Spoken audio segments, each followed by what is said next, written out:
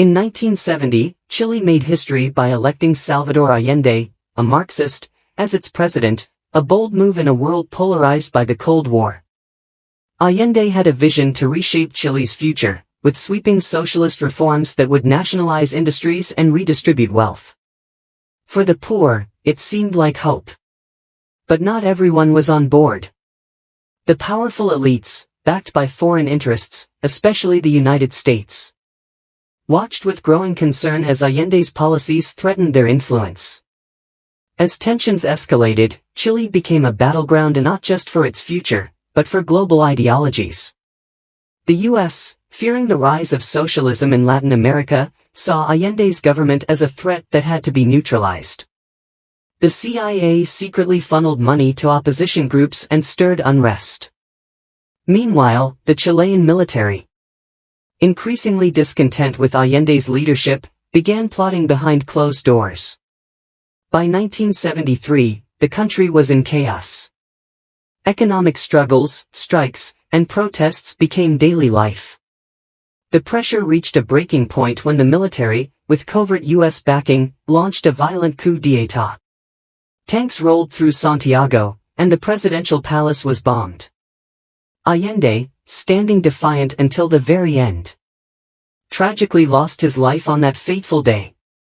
This moment, shrouded in controversy, marked the fall of Chile's democracy and the rise of a brutal dictatorship under General Augusto Pinochet.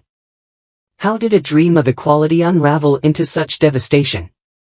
But the real question is, who was Salvador Allende? Could his socialist policies truly bring a better future for the people of Chile? And what were the reasons that drove the world's most powerful nation, the USA, to go to such lengths to overthrow his government? Early life. Salvador Allende was born on June 26, 1908, in Santiago, Chile, into an upper-middle-class family with strong political roots. His father, Salvador Allende Castro, and his mother, Laura Gossens Uribe, were part of a family that had long supported progressive and liberal causes. His grandfather, a well-known doctor and social reformer, even founded one of Chile's first secular schools. Allende had both Basque and Belgian ancestry. In 1909, his family moved to the city of Tacna, which was under Chilean administration at the time, and later returned to Chile in 1916, settling in Iquique. Allende's early education took place at several schools, and in 1922, he entered Eduardo de la Barra School at the age of 16. During his teenage years, Allende was influenced by Juan de Marchi, an Italian-born anarchist shoemaker, who shaped his political views. In 1925, Allende served in the military before deciding to pursue medicine. He was also an athlete and a member of the Everton de Vina del Mar Sports Club. In 1926, Allende began studying medicine at the University of Chile in Santiago, where he became actively involved in student politics. He held leadership roles, including president of the Student Center and vice president of the Federation of Students. During this time, he was inspired by Professor Max Wessenhofer, who emphasized the role of social factors in health and medicine. After some political and academic setbacks, Allende graduated in 1932. He went on to work as a physician, become a union leader, and enter the political scene. By 1933, he co-founded the Socialist Party of Chile and continued his rise in politics, eventually marrying Hortensia Bussy and having 3 daughters. He was also a Freemason and published his thesis on mental health and crime, where he challenged the ideas of Cesare Lombroso. Political involvement up to 1970. In 1938, Salvador Allende played a key role in managing the electoral campaign of the Popular Front, led by Pedro Aguirre Cerda. The campaign's slogan, "Bread, a Roof, and Work," reflected the coalition's focus on social reforms. After winning the election, Allende was appointed Minister of Health in the Popular Front government, which was primarily controlled by the Radical Party. In this role, Allende introduced various progressive reforms, such as worker safety laws, better pensions for widows, maternity care, and free lunch programs for schoolchildren. After joining the government, Allende gave up his congressional seat for Valparaiso, which he had won in 1937. Around this time, he authored La Realidad Médico-Social de Chile, The Social and Medical Reality of Chile, discussing health and social issues. Following the Kristallnacht events in Nazi Germany, Allende, along with 75 other members of Congress, sent a telegram to Adolf Hitler condemning the persecution of Jews. When President Aguirre Cerda passed away in 1941, Allende was re-elected as a deputy, and the Popular Front was renamed the Democratic Alliance. In 1945, he was elected senator for several regions, including Valdivia and Magallanes. He would continue serving in the Senate for different regions until 1969, becoming the Senate president in 1966. During the 1950s, Allende introduced legislation that created Chile's National Health Service, the first in the Americas to offer universal health care. Despite 3 failed bids for the presidency in 1952, 1958, and 1964, Allende's humor remained intact. Once joking that his epitaph would read, "Here lies the next president of Chile." Electoral system. Declassified documents reveal that between 1962 and 1964, the CIA spent $2.6 million to support Eduardo Free's campaign and $3 million on anti-Allende propaganda aimed at steering voters away from Salvador Allende and his FRAP coalition. The CIA viewed its involvement in Free's victory as a major success. The agency believed that the financial and organizational help given to Free, along with efforts to keep Julio Duran in the race and the anti-Allende propaganda campaign, were crucial to Free's win. Without U.S. support, they thought Free's chances of success would have been much lower. In the 1964 election, Allende ran again as the FRAP candidate but lost with 38.6% of the votes against Free's 55.6%. When it became clear that the election would be a contest between Allende and Free, the political right, which initially supported Julio Duran, shifted their backing to Free, considering him the lesser evil. 1970 election. Allende was seen as part of the moderate wing of the Socialists, with backing from the Communists who preferred gaining power through parliamentary democracy. Meanwhile, the left-wing Socialists, led by Carlos Altamirano, along with other far-left groups, pushed for a more violent approach. However, some believe this dynamic shifted toward the end of Allende's presidency. In 1970, Allende won the Chilean presidential election as the head of the Popular Unity Coalition. On September 4, 1970, he secured a narrow lead, receiving 36.6% of the vote, compared to Jorge Alessandri's 35.3%. Radamiro Tomic, the Christian Democratic candidate, came in third with 27.8%. According to Chile's constitution at the time, if no candidate won a majority of the vote, Congress would choose between the top 2 contenders.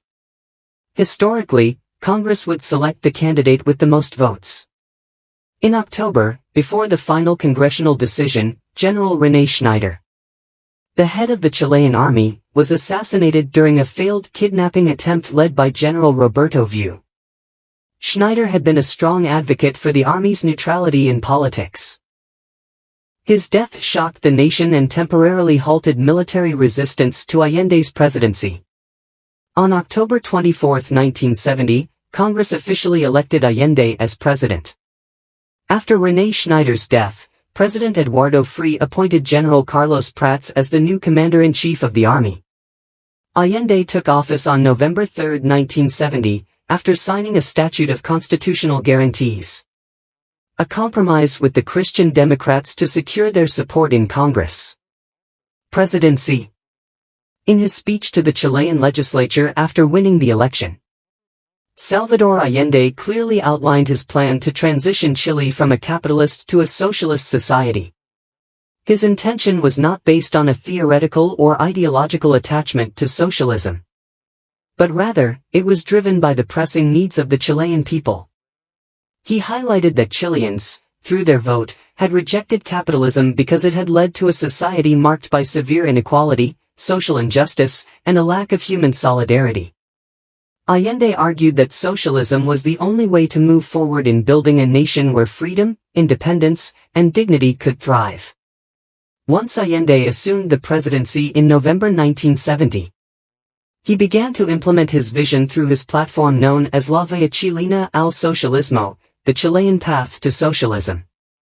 The program aimed to transform Chile's economy and society by nationalizing key industries, expanding social programs, and addressing the deep economic disparities in the country. One of the first major initiatives was the nationalization of large-scale industries, especially copper mining and banking, which had previously been dominated by foreign corporations.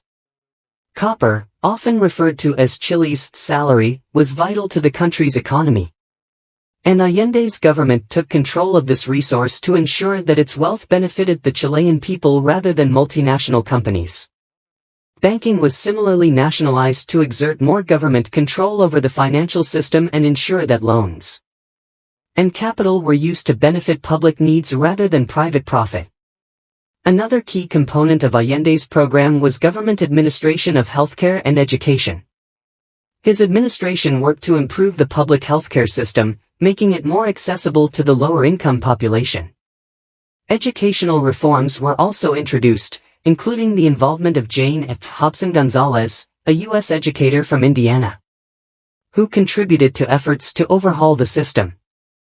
Furthermore, Allende's government launched a free milk program for school children in impoverished areas, aiming to address malnutrition, particularly in poor communities.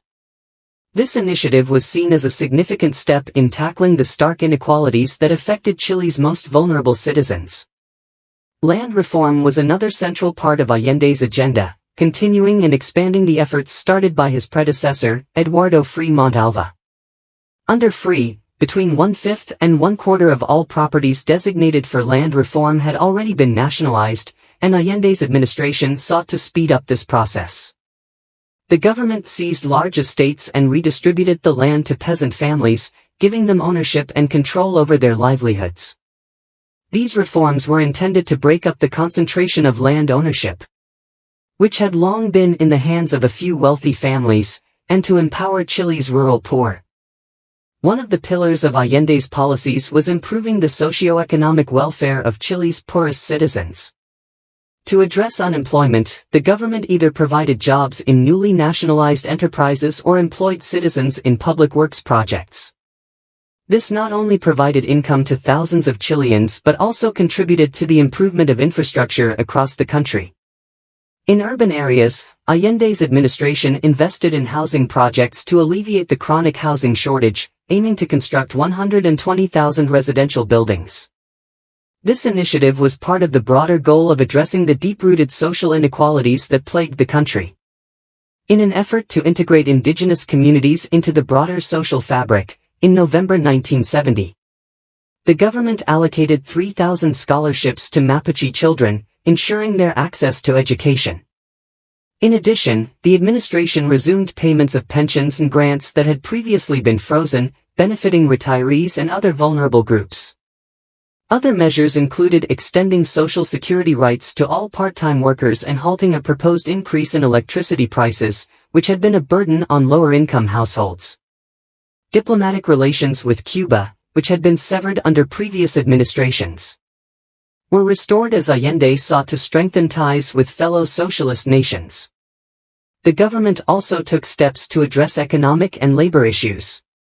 In December 1970, the administration established a central commission to oversee a tripartite payment plan that involved the government, employees, and employers.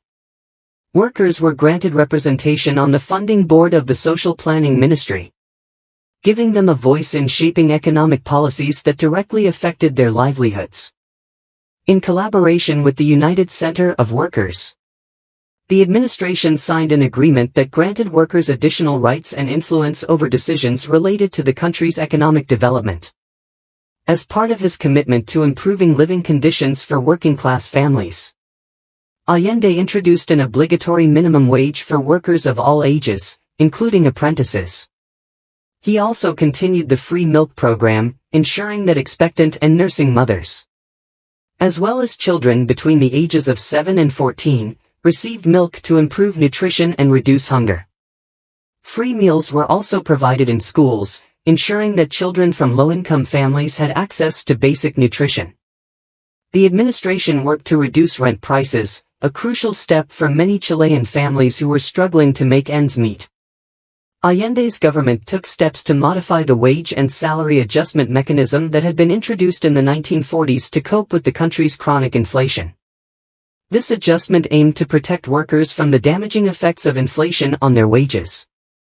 At the same time, the government rescheduled the construction of the Santiago subway system, prioritizing working-class neighborhoods to ensure that the benefits of infrastructure development reached the most disadvantaged areas first. The middle class also benefited from Allende's policies. Taxes on modest incomes and property were eliminated, relieving the financial burden on middle-income families. State-sponsored programs distributed free food to the neediest citizens across the country, ensuring that even the poorest Chileans had access to basic necessities. In rural areas, peasant councils were established to mobilize agrarian workers and small landowners, encouraging them to participate in decision-making processes and advocate for their own economic interests. The government's first budget, presented to Congress in November 1970, reflected these priorities. It raised the minimum taxable income level, removing 35% of taxpayers from the tax pool who had previously paid taxes on earnings. Exemptions from general taxation were also increased to twice the minimum wage, further relieving financial pressure on low and middle-income citizens. Capital tax exemptions were extended to benefit 330,000 small property owners, fostering a more equitable economic system. Moreover, the additional salary increases promised to the armed forces under Eduardo Frei were fully paid, helping to maintain a level of cooperation between the government and the military. During Allende's first year in office, the purchasing power of the average Chilean worker rose significantly. One estimate indicated that between October 1970 and July 1971, purchasing power increased by 28%. This was largely due to the government's policies aimed at raising wages, controlling inflation, and ensuring access to essential goods and services. Overall, Allende's administration pursued an ambitious agenda of social, economic, and political reforms designed to address the deep inequalities in Chilean society and to establish a socialist model that could serve as a peaceful alternative to capitalism. However, these reforms also encountered significant resistance from various sectors of society, including the business community, the political opposition, and foreign interests, which would eventually lead to tensions that defined the rest of Allende's presidency. Minimum real wages and inflation. In 1971, Chile saw a significant drop in inflation, falling from 36.1% in 1970 to 22.1%. At the same time, average real wages increased by 22.3%. Blue-collar workers saw their minimum wages go up by 56% in the first quarter of the year, while white-collar workers experienced a 23% increase. This helped reduce the gap between the two groups, with the wage difference dropping from 49% in 1970 to 35% in 1971. Government spending also grew, increasing by 36%, which raised the share of fiscal spending in the GDP from 21% in 1970 to 27% in 1971. A major part of this increase was due to a large public housing program. In 1971, 76,000 houses were started, compared to only 24,000 the previous year. By the end of an emergency program, over 89,000 homes were built. Over Allende's 3-year presidency, an average of 52,000 houses were constructed each year. Although inflation picked up again in 1972 and 1973, eroding some of the initial wage increases, real wages still rose on average between 1971 and 1973. By the first 9 months of 1971, the government had brought inflation down to 14%. In early 1971, minimum wages were raised significantly, with blue-collar workers receiving a 37 to 41% increase in real terms, while white-collar workers received an 8 to 10% increase. Public services also expanded, including more education, food support, and housing assistance. Public housing projects increased 12-fold, and free milk distribution was extended to children up to the age of 15. The following year, blue-collar wages saw another 27% increase in real terms, and white-collar wages were fully adjusted for inflation. Price controls were introduced, along with a system to ensure that shopkeepers followed the rules through local committees and other agencies. Agrarian and literacy reforms. In 1971, Chile's Minister of Agriculture, Jacques Chancal, made a promise to expropriate all farms larger than 80 basic hectares, about 200 acres. By the end of 1972, this was achieved, and no farm in Chile exceeded that limit. Within just 18 months, large agricultural estates, known as latifundia, were eliminated. The agrarian reform led to the expropriation of 3,479 properties, which, when combined with the 1,408 properties from the previous free government, amounted to around 40% of the country's total agricultural land. In rural areas, Allende's government made significant efforts to combat illiteracy and expand adult education. Educational opportunities for workers increased, and between 1971 and 1973, enrollment numbers rose in kindergartens, primary, secondary, and post-secondary schools. More doctors were encouraged to work in rural and low-income urban areas, with new hospitals, maternity clinics, and neighborhood health centers being built. These centers stayed open longer to serve the poor, and the government worked to improve sanitation and housing in low-income areas, helping to balance healthcare benefits for all. Local councils were set up in hospitals and health centers to involve government officials, healthcare employees, and community workers in decision-making, giving them the ability to review budgets. Culturally, the Allende government sought to bring art and culture to the wider Chilean population. 18-year-olds and illiterate citizens were given the right to vote, and mass participation in decision-making was encouraged, challenging the traditional hierarchies. Volunteers, often called Allendistas, traveled to rural areas and poor neighborhoods to offer help and support.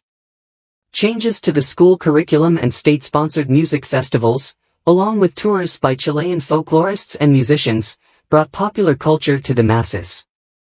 In 1971, the state took over a private publishing house, creating Editorial Quimanta, which became the center for cultural activities. In just 2 years, 12 million copies of books, magazines, and documents were published, with most of these being books that focused on social analysis. Affordable editions of classic literary works were produced weekly, often selling out in a day. This opened up access to culture for the masses, who eagerly embraced it.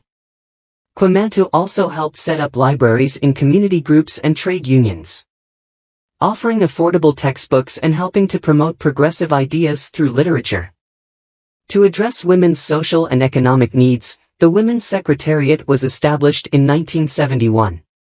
It tackled issues like public laundry facilities, food programs, daycare centers, and women's health care, especially prenatal care. Maternity leave was extended from 6 to 12 weeks. The government also aimed to improve access to education for poorer Chileans by increasing enrollment with subsidies. University education was made tuition-free, leading to an 89% increase in university enrollments between 1970 and 1973. Secondary school enrollments also grew, rising from 38% in 1970 to 51% in 1974. During this period, education in Chile reached record levels. Some 3.6 million young people were enrolled in schools, and 8 million textbooks were distributed to 2.6 million primary students. University enrollment hit 130,000, making higher education accessible to more students, including peasants and workers. The literacy rate improved, dropping from 12% in 1970 to 10.8% in 1972. Primary school enrollment growth increased from an annual average of 3.4% in 1966 to 6.5% in 1971 to 72. While secondary education grew by 18.2% during the same period. School enrollment for children aged 6 to 14 rose from 91%, 1966 to 70, to 99%. Social welfare initiatives. Social spending in Chile increased significantly, focusing on housing, education, and health. The government made major efforts to redistribute wealth to benefit poorer Chileans. With new initiatives in nutrition and health, and an increase in wages, many low-income families could now afford better food and clothing. Access to Social Security expanded, and family allowances were raised. As a result, wage and salary earners saw their share of the national income rise from 51.6% to 65%, while family consumption increased by 12.9% in Allende's first year. Personal spending also grew from an average of 4.8% between 1965 to 70 to 11.9% in 1971. During Allende's first 2 years, government health spending increased from 2% to 3.5% of GDP. This was seen in public health campaigns and the building of more healthcare facilities. Small programs targeting women were introduced, such as cooperative laundries and communal food preparation, along with expanded childcare services. The National Supplementary Food Program was extended to all primary school children and pregnant women, ensuring better nutrition for those in need. Malnutrition among children under 6 dropped by 17%. And nutritional programs focused on helping malnourished children and providing antenatal care for expectant mothers. The government developed community-based distribution centers and shops that sold goods directly in working-class neighborhoods. While state involvement in grocery distribution rose to 33%. Legal recognition was granted to the Central Labor Confederation, CUT, growing its membership from 700,000 to nearly 1 million. In social ownership enterprises, workers were allowed to elect half the members of the management councils, which replaced the traditional boards of directors. Minimum pensions saw substantial increases, with a total rise of 550% between 1970 and 1972. The incomes of 300,000 retirees were raised by the government to match the full minimum wage. Labor insurance was extended to 200,000 market traders, small business owners, transport workers, clergy, athletes, and artisans. The public health system was further improved, with clinics established in working-class neighborhoods, providing a healthcare center for every 40,000 people. House building also reached record levels, with 4 million square meters constructed between 1971 and 1972, compared to the previous annual average of 2.5 million. Workers gained access to goods that were once considered luxuries, such as heaters, refrigerators, and televisions. By this time, meat was more affordable, and children from working-class families had sufficient shoes and clothing. Living standards improved in areas such as employment, social services, consumption, and income distribution. Economic policy.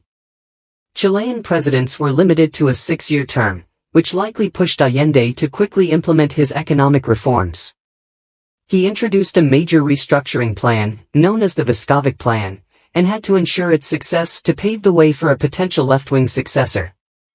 In the first year of Allende's presidency, the economic results were positive.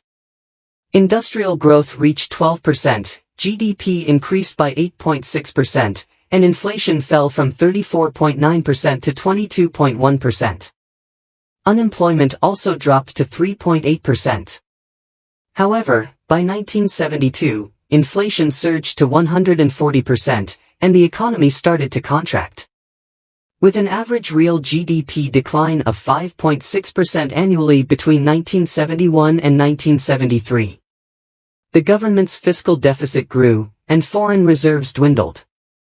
Nevertheless, unemployment rates dropped further, reaching their lowest recorded level in 1973. The combination of inflation and strict price controls led to shortages of basic goods, such as rice, beans, sugar, and flour, which fueled the rise of black markets. The economic difficulties were worsened by a US-backed campaign funding workers' strikes in key sectors. Allende's government decided to default on debts to international creditors and foreign governments. At the same time, prices were frozen, and salaries were increased. These policies faced strong resistance from landowners, business leaders, transport associations, and certain unions. Opposition came from the National Party, the Roman Catholic Church, especially over education policy, and eventually, the Christian Democrats. There were also growing conflicts with multinational corporations and the U.S. government. Allende launched Project CyberSyn, a pioneering system for decentralized economic planning, developed by British cybernetics expert Stafford Beer. The system used a network of telex machines in state-owned enterprises to transmit data to the government in Santiago. Information was analyzed using statistical software that monitored key production indicators, like raw material supplies or worker absenteeism. In abnormal situations, the central government could be alerted and act accordingly. The project also featured economic simulation software to forecast the impact of economic decisions. A control room, called Ops Room, was designed for managers to view economic data and respond to emergencies. Additionally, there were plans to involve citizens in political and economic decision-making through an interactive system known as Cyberfolk. Although Allende raised wages in 1970 and 1971, inflation diminished the impact of these increases. While prices had been rising before his presidency, inflation accelerated during his term. For example, the cost of a basic basket of goods more than doubled in just 1 month in 1972. Chile's export income, particularly from copper, dropped as global copper prices fell by nearly a third. Since copper accounted for over half of Chile's exports, this decline hit the economy hard. At the same time, domestic food production suffered due to agrarian reforms, making the country even more reliant on food imports. Foreign policy. In 1971, Chile re-established diplomatic relations with Cuba, joining Mexico and Canada in rejecting a previous Organization of American States convention that prohibited Western Hemisphere governments from engaging with Cuba. Shortly after, Cuban President Fidel Castro visited Chile for what was initially planned as a 1-week trip but extended to a month because he enjoyed his time there. Despite his stance of socialist solidarity, Castro was reportedly critical of Allende's policies, stating, "Marxism is a revolution of production, while Allende's was a revolution of consumption." Socioeconomic and political tensions. In October 1972, Chile experienced a wave of strikes that began with truckers and later involved small business owners, some professional unions, and student groups. The 24-day strike significantly disrupted the economy, leading Allende to bring General Carlos Prats, the head of the army, into the government as interior minister. To prevent the country from grinding to a halt, Allende ordered the government to seize trucks. Supporters of the government also tried to mobilize trucks and buses, but violence deterred full mobilization, even with police protection for strikebreakers. Eventually, the Chilean appeals court deemed Allende's actions unlawful, requiring the government to return the seized trucks to their owners. Throughout his presidency, tensions grew between the poorer descendants of indigenous people, who supported Allende's reforms, and the white elite. Allende faced constant opposition from the Chilean Congress, which was primarily controlled by the Christian Democratic Party. In 1964, Eduardo Frei had promised a revolution in liberty, a middle-class revolution funded by the United States government's Alliance for Progress. Frei implemented several progressive reforms, including land reform, a long overdue issue since Chile's independence in the early 19th century. Historian Marion Schlotterbeck noted this was part of John F. Kennedy's vision to prevent communist revolutions by improving living standards across Latin America.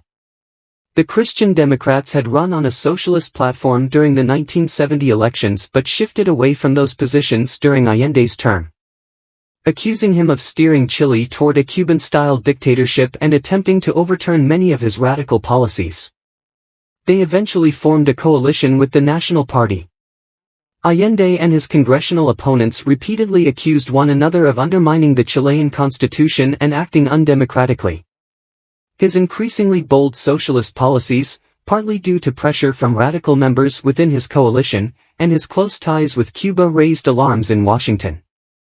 The Nixon administration applied economic pressure on Chile through multilateral organizations and supported Allende's congressional opponents. Almost immediately after Allende's election, Nixon instructed CIA and State Department officials to put pressure on his government. Economists Rudy Dornbusch and Sebastian Edwards later used Allende's economic policies to coin the term macroeconomic populism.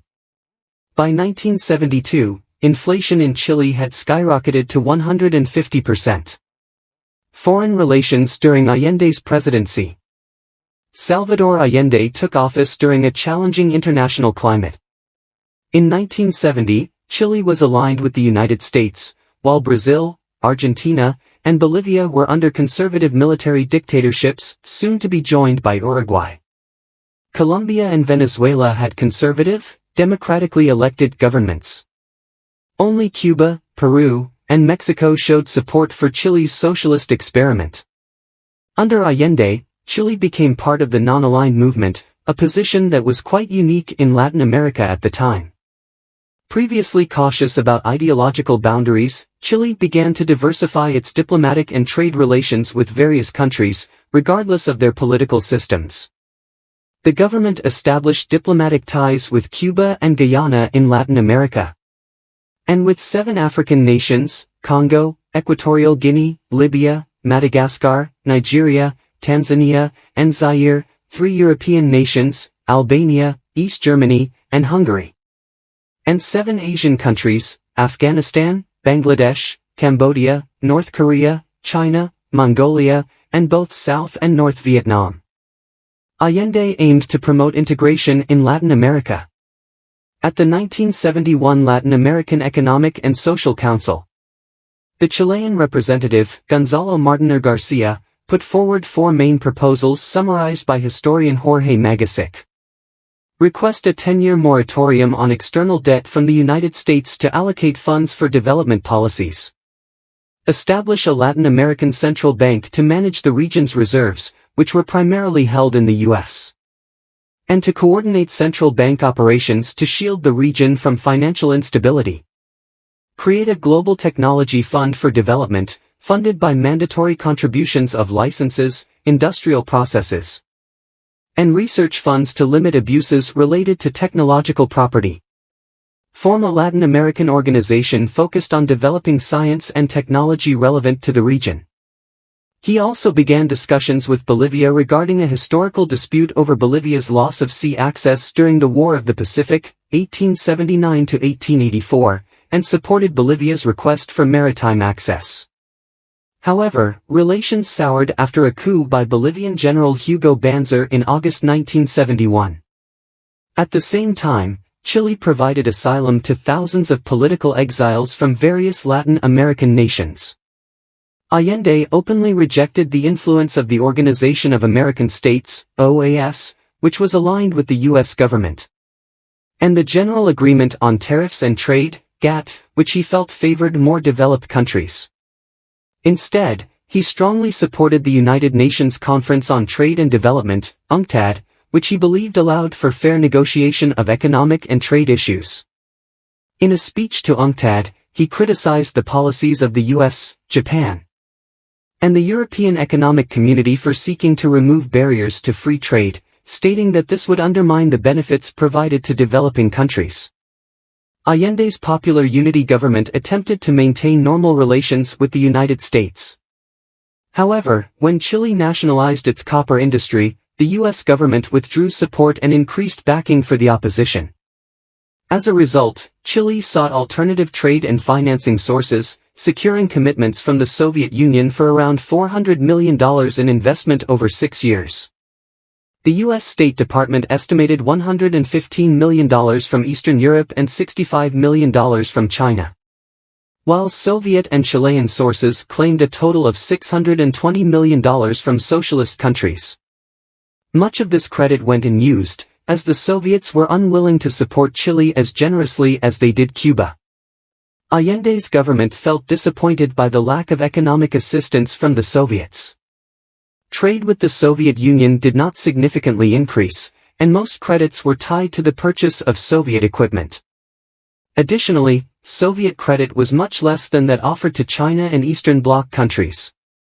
When Allende visited the Soviet Union in late 1972 to seek more aid and credit after 3 years in office, his requests were ultimately denied. United States involvement. The United States began opposing Salvador Allende years before he became president of Chile.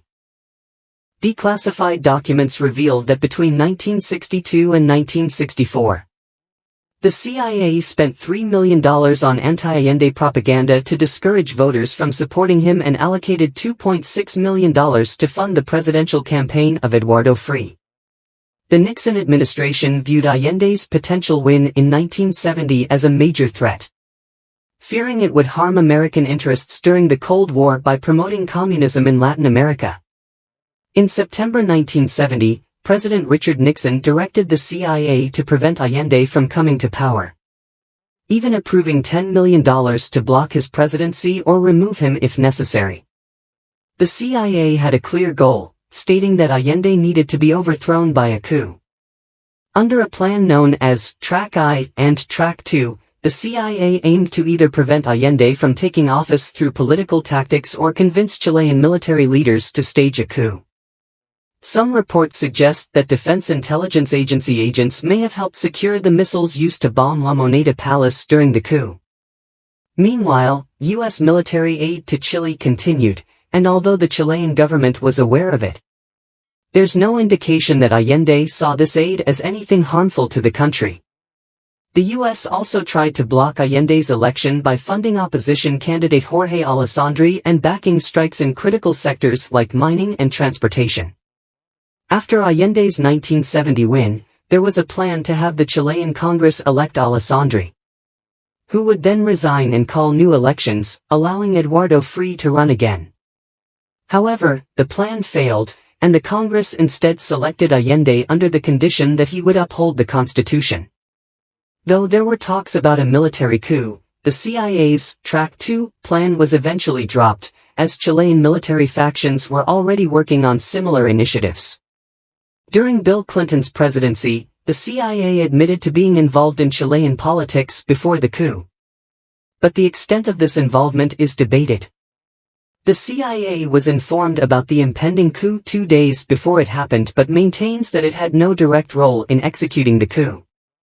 Many of Allende's domestic opponents were business leaders, and U.S. government documents later revealed that the U.S. indirectly supported a strike by truck drivers, worsening the economic situation leading up to the coup. The U.S. corporations most active in Chile before Allende's presidency included the Anaconda and Kennecott copper companies, as well as ITT Corporation. Anaconda and Kennecott had significant investments in copper mining, especially in the massive El Teniente mine, while ITT had substantial stakes in telecommunications and was deeply involved in Chilean politics, even funding the conservative newspaper El Mercurio. In 1970, ITT owned 70% of Chitelco, the Chilean telephone company, and backed Allende's political rivals.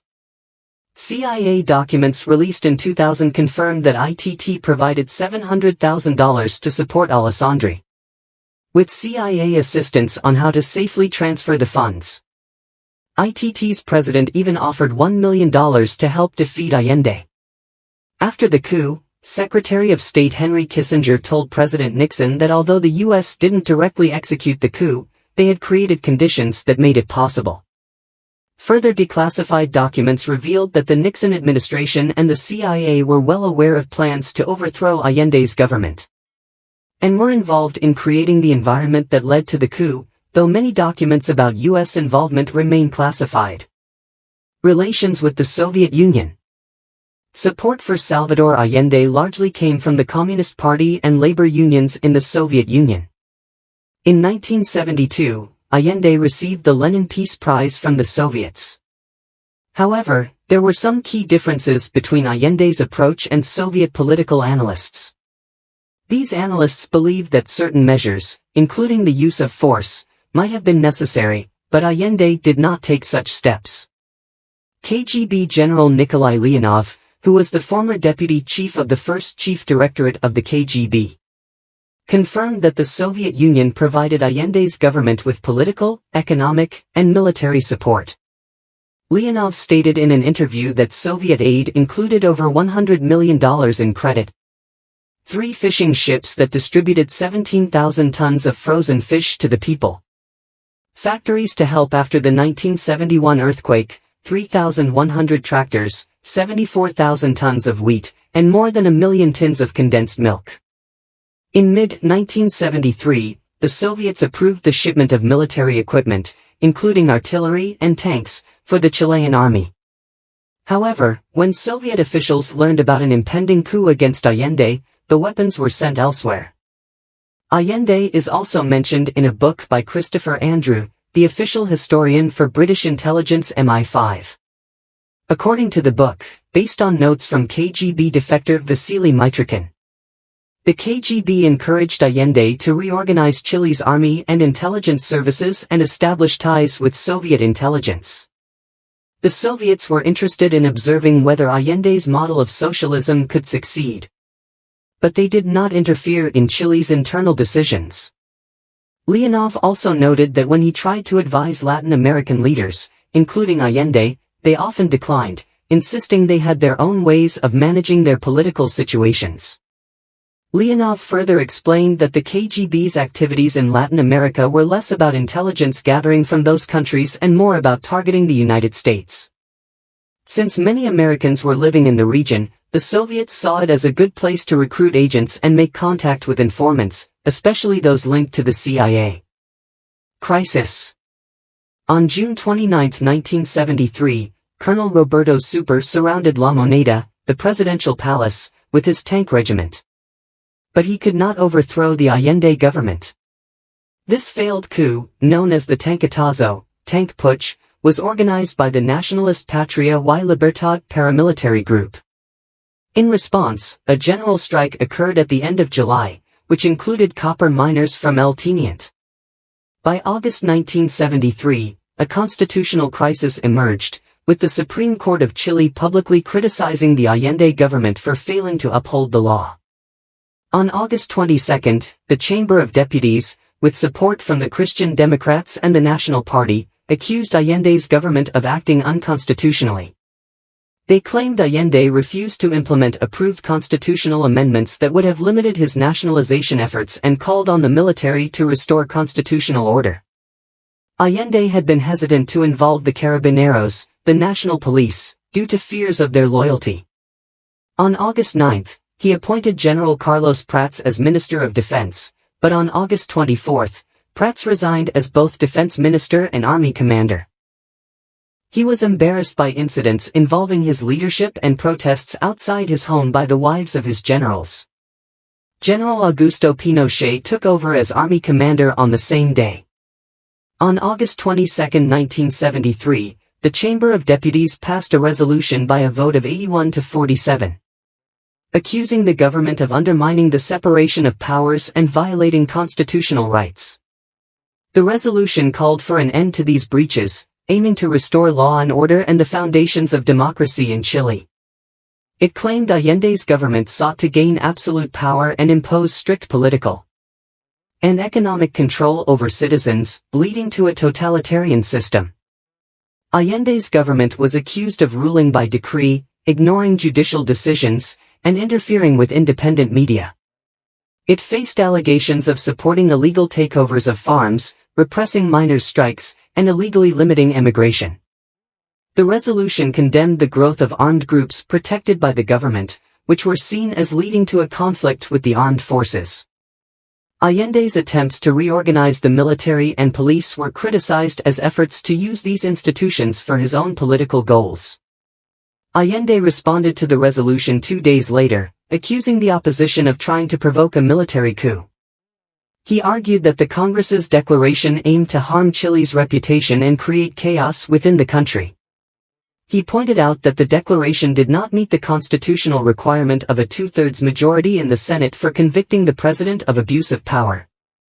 Allende insisted that Congress was attempting to undermine the authority of a democratically elected government by calling on the military He maintained that he had followed constitutional procedures in appointing military officials to his cabinet to maintain civic peace and protect the country against insurrection. In contrast, Allende claimed Congress was promoting a coup or civil war with unfounded accusations that had been disproven. He argued that the legislature was overstepping its authority by encroaching on executive functions. Allende emphasized that Chilean democracy was a collective achievement, not a gift from the elite. He asserted that his government was the most democratic in Chile's history and vowed to uphold democracy and the rule of law. He criticized Congress for obstructing the government's ability to address the country's challenges and called on workers and all Democrats to unite in defending the Constitution and the revolutionary process. Coup. In early September 1973, President Allende proposed solving the political crisis in Chile with a public vote. But the speech he planned to give on September 11 never happened. On that day, the Chilean military, led by General Pinochet and supported by the United States and the CIA, launched a coup. This overthrow ended the first democratically elected Marxist government in Latin America, headed by Allende. Historian Peter Wynne called this one of the most violent events in Chile's history, leading to widespread human rights abuses under Pinochet's dictatorship. His rule was marked by torture, murder, and exile, crushing leftist opposition and lasting until 1990. Because the coup took place on September 11, the same day as the U.S. attacks in 2001, it is sometimes referred to as the other 9/11.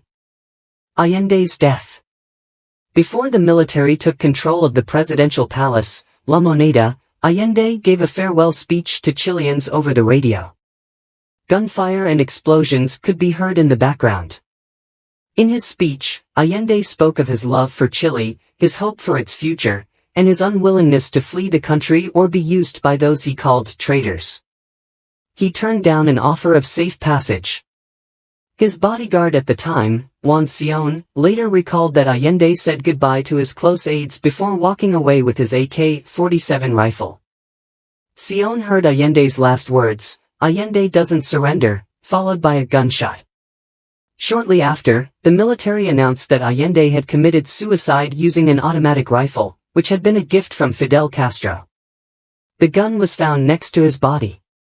Despite this official version, there was suspicion that Allende might have been killed by the military. However, in 2011, a Chilean court reopened the investigation into Allende's death. His body was exhumed, and an international team of experts conducted an autopsy. In July 2011, the autopsy results confirmed that Allende had taken his own life. A Chilean judge later affirmed this conclusion, and the case was officially closed in September 2012. The investigation revealed that Allende shot himself with an AK-47 rifle. The scientific team unanimously agreed on this conclusion. His daughter, Isabel Allende, stated